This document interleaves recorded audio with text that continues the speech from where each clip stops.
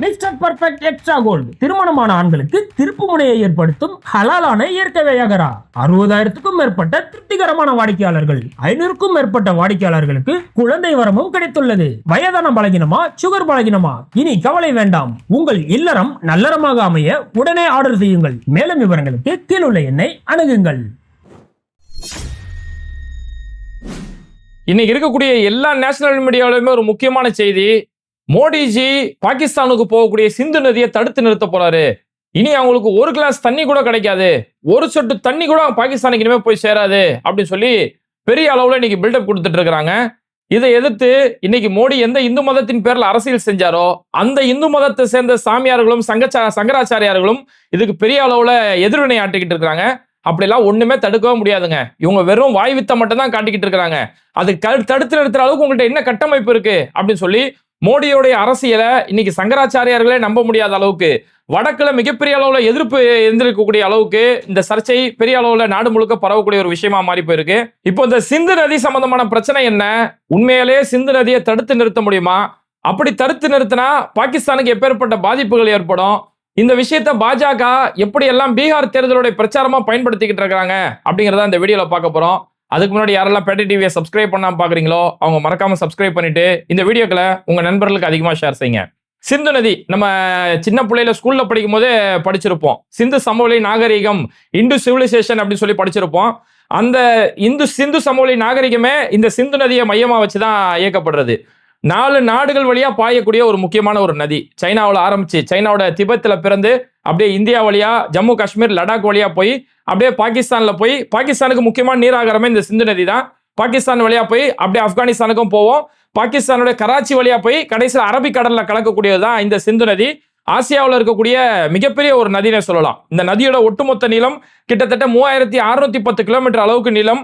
இந்த படுகையில, இந்த நதியோட ஒட்டுமொத்த படுகை, அந்த வடிகால் பகுதியோட ஒட்டுமொத்த அளவு 11 லட்சம் சதுர கிலோமீட்டர் அளவுக்கு அவ்வளோ பெரிய ஒரு, ஆசியாவிலே மிகப்பெரிய ஒரு நதி. இப்ப இந்த நதி சம்பந்தமான விஷயங்கள்ல இது சைனா திபெத்துல பிறந்து இந்தியா வழியா இந்திய நிர்வாகத்தின் கீழே வந்து அதுக்கடுத்து சைனா பாகிஸ்தான் நிர்வாகத்தின் கீழே போறதால இந்த நதியோட விஷயத்துல இந்தியா பாகிஸ்தான் இந்த 2 நாடுகளுக்கு மத்தியில ஒரு ஒப்பந்தம் போடப்பட்டது. சிந்து நதி ஒப்பந்தம் அப்படின்னு சொல்லி ஒரு ஒப்பந்தம் போடப்பட்டது. ஏன்னா இந்த 2 நாடுகள் தனித்தனியா பிரிக்கப்பட்ட பிறகு 1948ல 2 நாடுகளுக்கு மத்தியில் இந்த நதி பகிர்வு சம்பந்தமான பல பிரச்சனைகள் வந்தது. ஏன்னா இந்த நதியில இன்னொரு முக்கியமான விஷயம் என்ன அப்படின்னா, இப்ப இந்த நதியில இருந்து சில துணை நதிகள் இதுல இருந்து பிரியும், சில துணை நதிகள், ஆறுகள் இதெல்லாமே பிரியும். சல்டாஜ், பியாஸ், ராவி இதெல்லாமே இதுல இருக்கக்கூடிய கிழக்கு ஆறுகள் சொல்லப்படும். சிந்து நதியில இருந்து இதெல்லாம் கிழக்கு ஆறுகளா போவோம். இது இல்லாம மேற்கு ஆறுகள், ஜீலம், செனாப், சிந்து இது எல்லாமே மேற்கு ஆறுகள். இந்த மேற்கு ஆறுகள்ல இருக்கக்கூடிய தண்ணீர் தான் பாகிஸ்தானுக்கு போகக்கூடியது. கிழக்கு ஆறுகள்ல இருக்கக்கூடிய தண்ணீரோட பயன்பாடு முழுக்க இந்தியாவோட பயன்பாடா இருந்தது. அப்ப இந்த நீர் பகிர்வோட விஷயத்துல 1948 நமக்குள்ள 2 நாடுகளுக்கு மத்தியில ஒரு பிரச்சனை ஏற்பட்ட பிறகு அதுக்கப்புறம் உலக வங்கி இந்த விஷயத்துல உள்ள இறங்குறாங்க. உலக வங்கி உள்ள இறங்கி இந்த 2 நாடுகளும் ஒரே சர்ச்சையா வந்துட்டு இருக்குன்னு சொல்லி அவங்க ஒரு மத்தியஸ்தம் செஞ்சு இந்த 2 நாடுகள் இந்த சிந்து நதி எப்படி எல்லாம் பங்கு போட்டுக்கலாம் அப்படின்னு சொல்லி ஒரு ஆணையம் ஒண்ணு அமைச்சு 2 பேருக்கு மத்தியில ஒரு மத்தியஸ்தம் ஒண்ணு நடக்குது. அதுல நடக்கக்கூடிய ஒரு ஒப்பந்தம் தான் இந்த ஒப்பந்தத்தோட ஒரு முக்கியமான விஷயம். செக்ஷன் 12 இதுல என்ன சொல்லப்படுது அப்படின்னும் போது, இந்த ஒப்பந்தம் அப்படிங்கிறது ஒரு நிரந்தர ஒப்பந்தம். இது யாராலுமே ஒருதலை பட்சமா நிராகரிக்க முடியாது, மறுக்கவும் முடியாது. இப்ப இன்னைக்கு பாஜக சொல்றாங்க இல்லையா, இந்த ஒப்பந்தத்தை நாங்க வந்து மறுக்க போறோம் அப்படிங்கிறாங்க இல்லையா. இந்த ஒப்பந்தமே என்ன சொல்றதுன்னா, இது ஒரு நிரந்தர ஒப்பந்தம். யாருமே ஒரு நபர், இந்தியாவோ பாகிஸ்தானோ யாருமே ஒரு நபர் இதை வந்து முடிச்சுக்கிட்டு போக முடியாது. ஒரு மத்தியஸ்தம் செஞ்சுதான் இதுக்கான எல்லா ஏற்பாடுமே செய்யணும். அதனாலதான் இந்த ஒப்பந்தம் போடும் போது இதுல ஒரு ஆணையம் ஒண்ணு ஏற்பாடு செய்யப்பட்டது. அந்த ஆணையமும் நிரந்தர ஒரு ஆணையம். இதுல இந்த 2 நதி பங்கீடு சம்பந்தமா ஏதாவது பிரச்சனை ஏற்பட்டா அந்த ஆணையமே சரி செய்வாங்க. ஆணையத்தால முடியாத பட்சத்துக்கு 2 நாட்டுடைய தலைவர்கள் சேர்ந்து இதுக்கான முடிவு எடுப்பாங்க. இதுதான் இதுல இருக்கக்கூடிய பிரச்சனை. இப்போ இதுல பார்த்தோம்னா நம்ம இந்த நதி, அது துணை நதிகள் சொன்னோம் இல்லையா, அதுல கிழக்கு நதிகள் இருக்குல்ல, இந்த கிழக்கு நதிகள் ஒட்டுமொத்தமா அந்த நதியோட பயன்பாடு, அந்த நீரோட பயன்பாடு ஒட்டுமொத்தமா இந்தியாவுக்கு தான் அதோட பயன்பாடு. மேற்கு நதிகள் நம்ம சொன்னோம் இல்லையா, ஜீலம், செனாப், சிந்து, இந்த மேற்கு நதிகள் தான் பாகிஸ்தானுடைய விவசாயம் சம்பந்தமா அவங்களுடைய எல்லா நீர் சம்பந்தமான 90% நீர் இந்த நதியை வச்சுதான் அவங்களோட பயன்பாடு இருந்துகிட்டு இருக்குது. இப்ப இந்த மேற்கு நதியில இருந்து போகக்கூடிய பாகிஸ்தான் போகக்கூடிய இந்த நீர்ல இந்தியா, இந்த ஒப்பந்தமே என்ன அப்படின்னா, இந்தியா நாங்க 20% நீரை இதை இந்தியாவோட பயன்பாட்டுக்காக நாங்க பயன்படுத்திப்போம். அந்த 20% நீர் கூட இந்தியாவுக்கு எப்படின்னா விவசாயம் சம்பந்தமா, பாசனம் சம்பந்தமா, மின் உற்பத்தி சம்பந்தமா, இதுக்காக மட்டும் அந்த 20% நீரை இந்தியா பயன்படுத்திக்கும். மீதி 80% நீர் அது பாகிஸ்தானுக்கு தான் பயன்படும் அப்படின்னு சொல்லி தான் இந்த நீரோடைய ஒப்பந்தம். சரி, இப்போ இந்த சிந்து நதி பாகிஸ்தானுக்கு போகாத அளவுக்கு ஒட்டு மொத்தமா இங்க தடுத்து நிறுத்த முடியுமா? குறிப்பா பாஜகவால் அப்படி தடுத்து நிறுத்த முடியுமா அப்படின்னா அதுக்கு வாய்ப்பே கிடையாது. ஏன்னா இயற்கையோட ஒருபோதும் விளையாடவே முடியாது. இங்க பாஜக இப்ப ஏன் இதை வச்சு பயங்கரமா உருட்டிட்டு இருக்காங்க அப்படின்னா, கூடிய சீக்கிரத்துல பீகாருடைய தேர்தல் வரப்போகுது. இன்னும் 5-6 மாசத்துல தேர்தல் வரப்போகுது.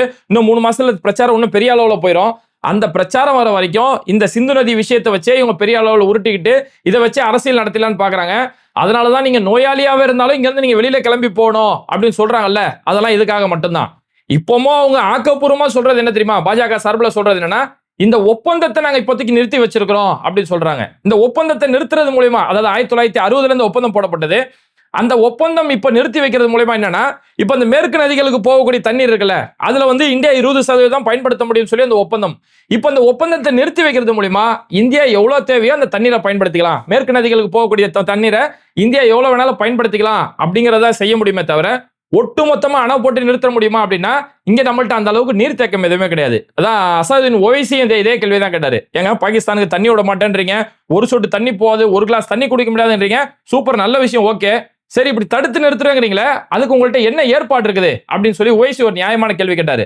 ஏன்னா நம்ம கிட்ட அந்த அளவுக்கு ஒரு நீர்த்தேக்கமோ அந்த இடத்துல நமக்கு தேவையான அந்த அளவுக்கு அணைகளோ இது எதுவுமே கிடையாது. ஏன்னா ஆல்ரெடி அங்க ஒரு ஒப்பந்தம் இருக்கிறதால. இப்போ இந்தியாவில் அந்த சிந்து நதியை மையமாக கொண்டு சில அணைகள் இருக்குது. அந்த அணைகள் கிட்டத்தட்ட ஒரு 6 அணைகள் இருக்குது.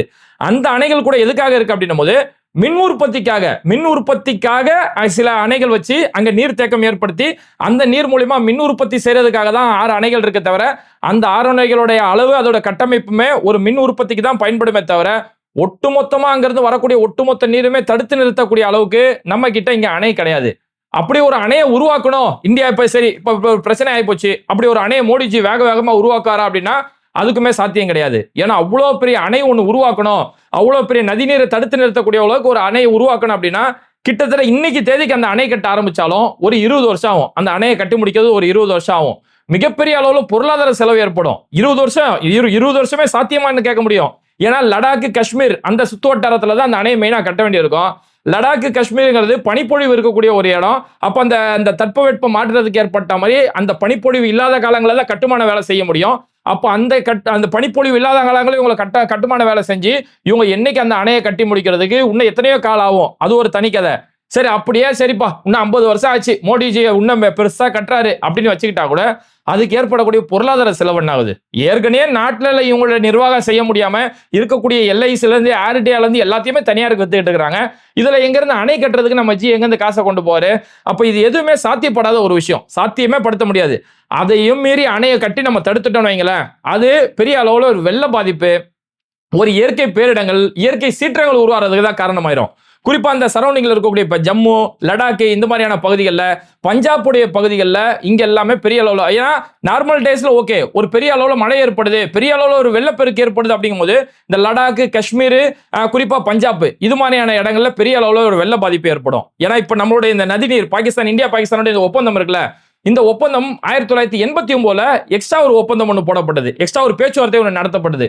அப்போ இந்தியாவில் ராஜீவ்காந்தி பிரதமராக இருக்கிறாரு, அங்க பாகிஸ்தான்ல பெனாசிர் பூட்டோ அவங்க இருக்கிறாங்க. அப்ப 2 பேருக்குள்ள ஒரு ஒப்பந்தம் போடப்பட்டு அந்த பேச்சுவார்த்தையில என்ன சொல்லப்படுதுன்னா, ஒரு வெள்ளப்பெருக்கு ஏற்படுது அப்படிங்கும் போது இந்தியா வழியா தானே போய் தானே பாகிஸ்தானுக்கு போவோம். அப்ப பாகிஸ்தான்ல இருக்கக்கூடிய பஞ்சாப் மாநிலம் இருக்குல்ல, அந்த பாகிஸ்தான்ல இருக்கக்கூடிய பஞ்சாபுக்கு பெரிய அளவுல வெள்ள பாதிப்பு ஏற்படுது. அதனால இந்தியா சார்பில் ஒவ்வொரு மணி நேரமும் அறிவிப்பு கொடுக்கணும், வெள்ளம் இங்க எந்த அளவுக்கு இருக்குது, நீரோட ஓட்டம் எந்த அளவுக்கு இருக்கு அப்படிங்கறத பாகிஸ்தானுக்கு உடனடியாக தகவல் தெரிவிக்கணும் அப்படின்னு சொல்லி 2 நாடுகளுக்கு மத்தியில் 1989 ஒரு பேச்சுவார்த்தை ஏற்பட்டது. அதனால இது மாதிரியான ஒருவேளை அந்த அணை போட்டு தடுத்தா கூட அது இயற்கையோட விளையாடுறதுக்கு சமம். ஏன்னா அந்த நீரோட கட்டமைப்பு சைனாவில் உற்பத்தி ஆகி அது அப்படியே இந்தியா வழியா பாகிஸ்தானுக்கு போய் அரேபிய கடல்ல போய் கலக்கணும். இதுதான் அந்த நீரோட கட்டமைப்பு. இறைவன் அப்படிதான் படைச்சு வச்சிருக்கான். இல்ல இதுல நான் அணை போட்டு தடுப்பேன் அப்படின்னா அது ஒரு பேரிடர் ஏற்படும் போது நம்ம நாட்டுக்கே பெரிய அளவுல பாதிப்பு ஏற்படக்கூடிய அளவுக்கு, அதை நம்பி வாழக்கூடிய மக்களுடைய வாழ்வாதாரங்கள் பாதிக்கப்படக்கூடிய அளவுக்கு பெரிய ஒரு பாதிப்பை ஏற்படுத்தும். சரிங்க, அதையும் மீறி மோடிஜி அவருடைய 56 இன்ச் மார்பை வச்சு எப்படி உக்ரைன் ரஷ்யாவுடைய போறப்ப இவர் ஒண்டி அளவை தடுத்து நிறுத்தினாரு, அந்த மாதிரி இருக்கக்கூடிய நீர் எல்லாத்தையுமே இவங்க சங்கிகளை வச்சே தடுத்து நிறுத்திட்டாருன்னு வைங்களேன். அப்ப என்ன ஆகும் அப்படின்னா, அப்போ இது சர்வதேச ஒரு பிரச்சனையா மாறும். ஏன்னா இங்க உலக வங்கி மூலியமா தான் இந்த ஒரு ஒப்பந்தமே ஏற்படுத்தப்பட்டது. பாகிஸ்தானுடைய 90% நீர் ஆகாரம் இதை மட்டுமே நம்பி இருக்குது. அங்க இருக்கக்கூடிய 30 கோடி மக்களுடைய நீர் ஆகாரம்ன்றது இந்த சிந்து நதியை மையமா வச்சு. அப்ப இந்த நீரை தடுத்தாங்க அப்படின்னா இது ஒரு இன்டர்நேஷனல் லா இஷ்யூவா மாறும், ஒரு சர்வதேச பிரச்சனையா மாறும். சர்வதேச நீதிமன்றத்துக்கு பாகிஸ்தான் போற மாதிரி இருக்கும்.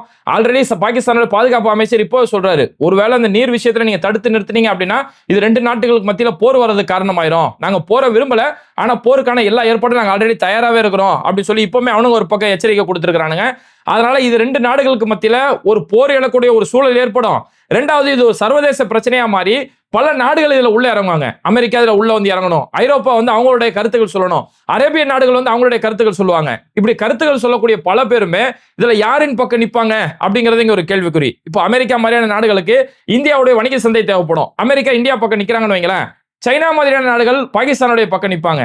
இருக்கக்கூடிய அரேபிய நாடுகள், ஓஐசி நாடுகள், அவங்க எல்லாருமே பாகிஸ்தானுக்கு ஆதரவா குரல் கொடுப்பாங்கன்னு வைங்களேன். இப்படி பல நாடுகள் மத்தியில சண்டை பிரச்சனை ஏற்பட்டா இதுல இந்தியா மேல பொருளாதார தடையோ இல்ல வணிக ரீதியான பிரச்சனைகளோ பல்வேறு வகையான பிரச்சனை ஏற்படும். அதனால இந்த நீரை தடுத்து நிறுத்துறது அப்படிங்கிறது அவ்வளவு பெரிய நீர்த்தேக்கமோ அணையோ நம்ம கையில ஃபர்ஸ்ட் இல்ல, அதுக்கு ஃபர்ஸ்ட் சாத்தியமே இல்லை. அதையும் மீறி பண்ணோம்னா இது ஒரு சர்வதேச பிரச்சனையா மாறும். பல நாடுகளுக்கு மத்தியில இந்த பொருளாதார பிரச்சனை, இந்த பண பரிமாற்றங்கள், வியாபார ரீதியான பிரச்சனைகள் சொல்லி பல வகையான பிரச்சனைகள் வரதால இப்படியெல்லாம் நீரை யாராலையும் தடுத்து நிறுத்த முடியாது. தடுத்து நிறுத்தக்கூடிய இடத்துக்கு பாஜக வரவும் மாட்டாங்க. அப்ப ஏன் இதை சொல்றாங்க? இன்னைக்கு அவங்களோட மீடியாலாம் ஏதோ பாகிஸ்தான்காரெல்லாம் ஒரு சொட்டு தண்ணியே இல்லாம செத்துக்கிட்டு இருக்கிறான் அப்படிங்கிற மாதிரி பெரிய அளவுல பில்டப் கொடுக்கறது எல்லாமே அடுத்து இங்க பீகாரோட தேர்தல் வரப்போகுது. அந்த தேர்தல் வரைக்கும் நீங்க பாருங்க, இதை வச்சுக்கிட்டு தான் அவங்க ஃபுல்லா உருட்டிட்டு இருப்பாங்க. பாகிஸ்தான் இந்து முஸ்லீம் சொல்லி இதை பத்தி மட்டுமே அரசியல் செஞ்சு பீகாரோட தேர்தலை நடத்தி முடிச்சிருவாங்க. ஆனா இதுல ஒரு நல்ல விஷயம் என்னன்னு பார்த்தோம்னா, இன்னைக்கு வடக்கு மக்களுக்கு இந்த புரிதல் ஏற்பட ஆரம்பிச்சிருக்குது. இன்னும் எத்தனை காலத்துக்கு தான் இந்தியா பாகிஸ்தான் சொல்லியே எங்களை வச்சு நீங்க அரசியல் பண்ணுவீங்க, இன்னும் எத்தனை நாளைக்கு தான் இந்து முஸ்லீம்னு காட்டியே எங்களை வச்சு நீங்க அரசியல் பண்ணுவீங்கன்னு சொல்லி இன்னைக்கு வடக்கு மக்கள் கேள்வி கேட்க ஆரம்பிச்சிருக்காங்க. குறிப்பா பாஜக இந்து மதத்தின் பேர்ல தான் நீங்க அரசியல் செஞ்சிருக்காங்க. அந்த இந்து மதத்துடைய தலைவர்களா இருக்கக்கூடிய சங்கராச்சாரியர்கள், குறிப்பா உத்தரகாண்டுடைய ஜோஷி மடம், அந்த ஜோஷி மடத்துடைய சங்கராச்சாரியா இருக்கக்கூடிய அவிமுக் தேஸ்வரானந்த் அப்படின்னு சொல்லக்கூடிய அந்த சங்கராச்சாரியார் ஒரு விஷயத்தை பேசியிருக்கிறாரு. ஏங்க இவ்வளவு பெரிய ஒரு பிரச்சனை ஏற்பட்டிருக்கு, காஷ்மீர்ல தீவிரவாதிகள் உள்ள புந்து அந்த தாக்குதல் நடத்துறானே. இப்ப நம்ம வீட்டுல நம்ம ஒரு வீடு வச்சிருக்கிறோம், அந்த வீட்டுல ஒரு வாட்ச்மேன் வச்சிருக்கிறோம். நம்ம வீட்டுல ஒருத்தன் பூந்து வந்து தாக்குதல் நடத்தினா இல்ல திருடிட்டு போயிட்டா அப்படின்னா நம்ம ஃபர்ஸ்ட் இங்க யாரை கேட்போம்? அந்த வாட்ச்மேனை தான் நம்ம கேள்வி கேட்போம். ஏன்னா ஒன்ன நான் சம்பளத்தை வச்சு வேலைக்கு வச்சிருக்கிறேன், நம்ம வீட்டுல வந்து இப்படி ஒரு காரியத்தை பண்ணிட்டு போட்டானே, நீ உள்ளார என்னடா பண்ண அப்படி சொல்லி நம்ம வாட்ச்மேனை எப்படி கேள்வி கேட்போமோ, அங்கே இதே மாதிரி இந்த நம்ம நாட்டுக்குள்ள பூந்து ஒரு தீவிரவாதி வந்தா அவன் பாட்டு சம்பவம் பண்ணா அவன் பாட்டு அழகா வெளியில போயிட்டான். இது வரைக்கும் இங்க இருக்கக்கூடிய சவுக்கிதார்கள் எங்க போனாங்க? இங்க ஒருத்தர் சவுக்கிதார் ஒருத்தர் உருட்டிட்டு கிடப்பாரு, அந்த சவுக்கிதார் எங்க போனாரு அப்படின்னு சொல்லி இங்க எல்லாருமே சவுக்கிதாரை நோக்கி தான் கேள்வி கேட்கணுமே தவிர அதை விட்டு இந்த விஷயத்தை வேற எங்கெங்கயோ இதை போட்டு திசை திருப்பிக்கிட்டு இருக்காங்க. இங்க பாதுகாவலர் சொல்றாங்க, இவங்களை மக்களை பாதுகாக்கிறதுக்கான எந்த ஒரு முயற்சியுமே இவங்க செய்யறது இல்லைன்னு சொல்லி இந்த சங்கராச்சாரியார் ரொம்ப அழகா அவருடைய கருத்தை சொல்றாரு. இங்க சவுக்கிதாரை நோக்கி ஆளக்கூடியவர்களை நோக்கி கேள்வி கேட்கணுமே தவிர ஆனா இது ஏதோ பாகிஸ்தானுக்கு தண்ணி கிடையாது, பாகிஸ்தானுக்கு தண்ணி அனுப்ப மாட்டோம் அப்படிங்கிறாங்க. பாகிஸ்தானுக்கு தண்ணி அனுப்ப மாட்டேங்கிறீங்களே, அதை தடுக்கிற அளவுக்கு நம்ம கையில அணை இருக்குதா? அப்படி ஒரு அணை கட்டுற அளவுக்கு நம்ம கையில பொருளாதாரம் இருக்குதா? இல்ல அந்த அணை கட்டினா இன்னும் 20 வருஷம் ஆகுமே, அந்த 20 வருஷம் என்ன பண்ண போறீங்கன்னு சொல்லி இந்த சாமியார் அடுக்கடுக்கான கேள்விகளை கேட்டு இன்னைக்கு வடக்கல் மக்கள் மத்தியில பெரிய அளவு ஒரு விழிப்புணர்வு ஏற்படுத்திட்டு இருக்கிறாரு. இன்னும் அந்த சாமியார் இன்னொரு வார்த்தை என்ன கேட்கிறாருன்னா, இருக்கக்கூடிய கோடி மீடியாக்கள் நோக்கி கேள்வி கேட்கிறாரு. ஏம்பா அவரு தான், அவங்க கட்சியை சேர்ந்தவங்க தான் நாங்க தண்ணியை தடுத்து நிறுத்தினோம், ஒரு சொட்டு தண்ணியை கூட அனுப்ப மாட்டோம், விக்கியே செத்து போயிடுவாங்க அப்படின்னு சொல்லி ஒரு கதை சொல்றாரு. நீங்க மீடியாக்கள் கூட அதை ஒரு ஃபேக்ட் செக் பண்ண மாட்டீங்க.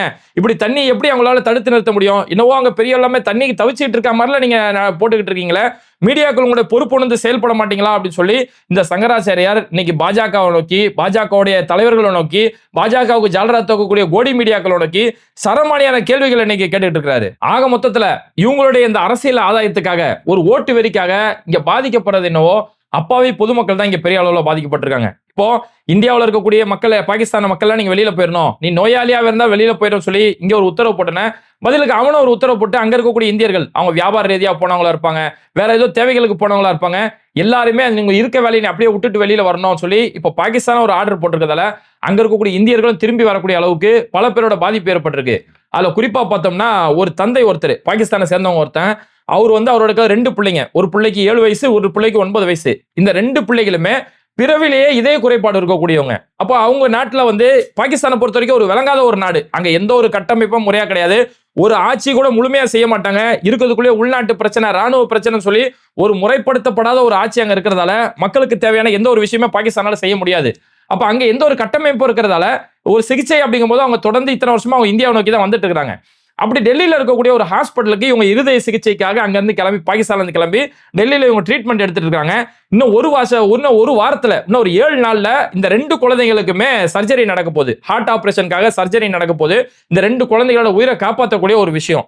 அப்ப இந்த தந்தை இன்னைக்கு சொல்றாரு, இப்படி இன்னும் ஒரு வாரத்துல என் பிள்ளைங்களுக்கு ஆபரேஷன் நடக்க போதுங்க, திடுதிப்புன்னு வெளியில போங்கன்னு சொல்லி ஒரு உத்தரவு கொடுக்குறாங்க.